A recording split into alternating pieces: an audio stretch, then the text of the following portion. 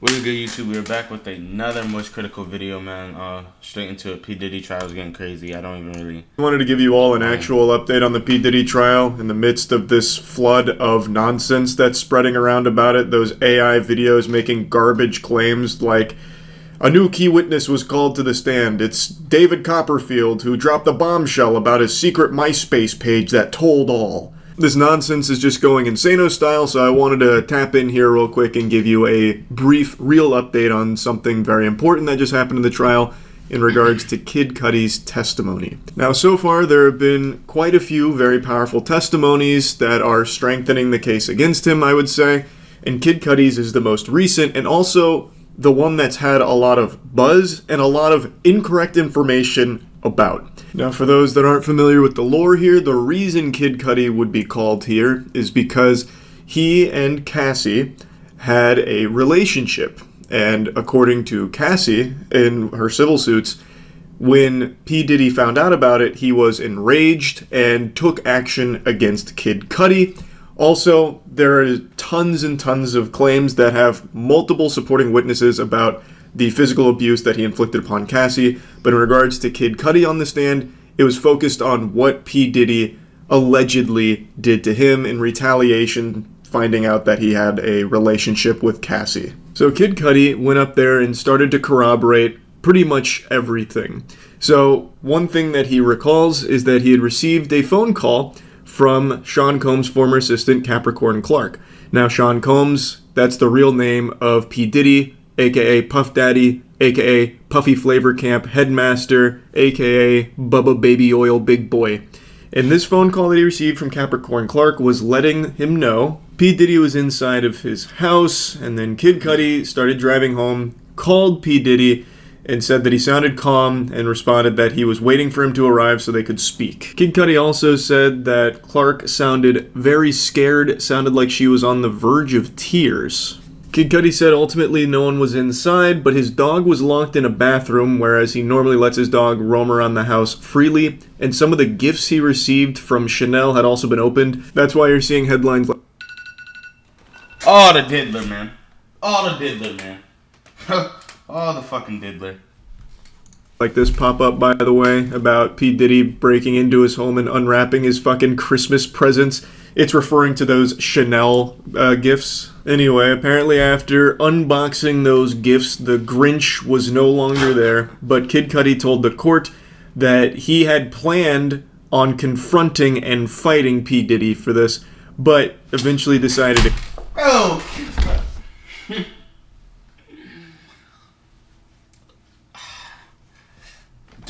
Do Kid Cudi got him like that? Against it because he didn't know like how serious it would be, didn't know who P. Diddy was with, so he ultimately called the police and made a report instead.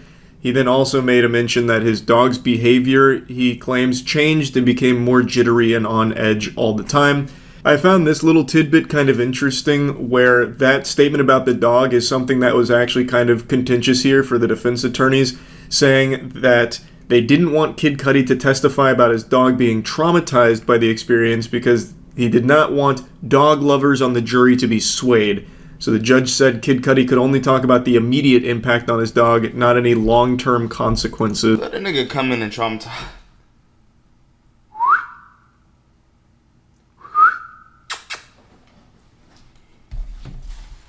Come here.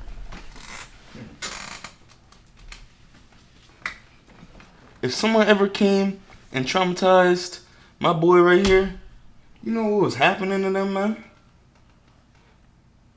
But we don't get traumatized, right? Right. Alright.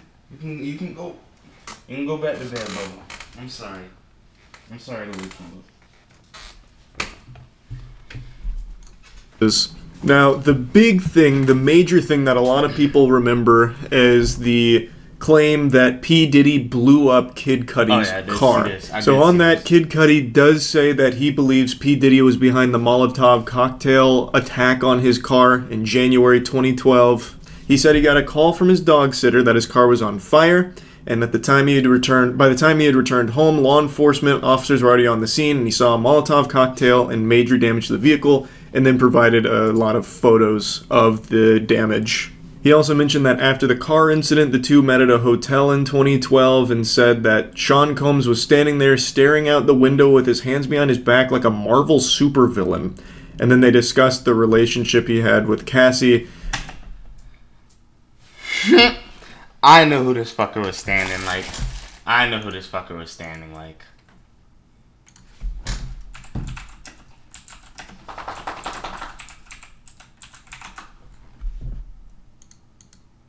Where this was Diddy. This how Diddy was standing. This right here how that nigga Diddy was standing. A Marvel supervillain. We discussed pretty much the whole story about how me and Cassie first started a date, to what it was, to how it ended. He said that P. Diddy apologized for all the bullshit and it helped Kid Cudi find some peace with it. And then he also mentions that he remembered Cassie talking about relationship problems all the way back into 2010, and that when they started dating in 2011, Cassie told him that there had been physical abuse in their relationship, but didn't mention sexual abuse at the time. Another quick thing to mention is that Kid Cudi agreed with the defense that he felt he had been played by Cassie in regards to love, like their relationship there. And another thing is, he mentioned that he knew P. Diddy was violent, is what he said. So overall, it was a really big testimony, and a lot of what came from this corroborated the claims from Cassie about a lot of these things. This is obviously a really huge testimony here, but it's far from the only one. A lot of the testimonies that we've been hearing have been very big, at least in my opinion. Even ones like this, which are here just to demonstrate a pattern of P. Diddy's conduct, I think are huge. So, hotel executive Frederick Zamora took this stand in order to talk about the internal notes that hotel staff kept regarding his behavior. So his customer profile had several notes to staff, including one that warned he always spills candle wax on everything and uses excessive amounts of oil. Everyone already knows this fucking freak is the Primark of dildos and baby oil. I'm sure you've all seen the headlines. This hotel executive comes in here once again to solidify in court this pattern of conduct, like this behavior from him and how common and widespreading it is. Like, there have been a ton of big testimonies, but the reason I want to focus on Kid Cudi's is because his has become very controversial. Online, there was a big debate about him snitching and people calling him a rat. Young Thug had even made a tweet saying, like, damn, he's a rat, which I thought was fake. I thought that was a fake tweet. It was deleted shortly after he made it, but I was really shocked to see the response to Kid Cudi's testimony here. First of all, he was subpoenaed. Second of all, he's a fucking civilian. It's not like he's out there abiding by street code or anything. He is doing exactly what he should here, testifying against a monster. This is P. fucking Diddy. He has been called the Epstein of the music industry. The evidence against this guy and all of his crimes dates back decades of overwhelming evidence and degeneracy to some of the most abhorrent crimes you could think of for a guy like this. Like testifying against P. Diddy is something people should applaud. I'm very surprised so many people had an issue with Kid Cudi coming out here and spilling the beans on Puff Daddy. It's just crazy to me. But I guess I shouldn't be that surprised because right now there is actually a very big free Diddy movement. I shit you not. It is as pathetic as it sounds. There's a lot of people that, some of them have been paid. It has been proven that I ain't gonna lie, we on two different sides of the internet.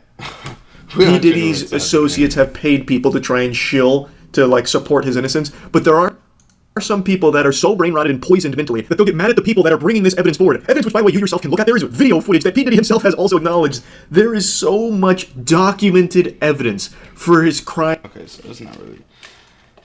Yeah, no, but... That's crazy. Yeah,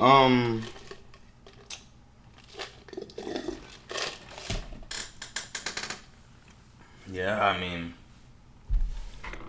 That nigga... Get away while you should have got us.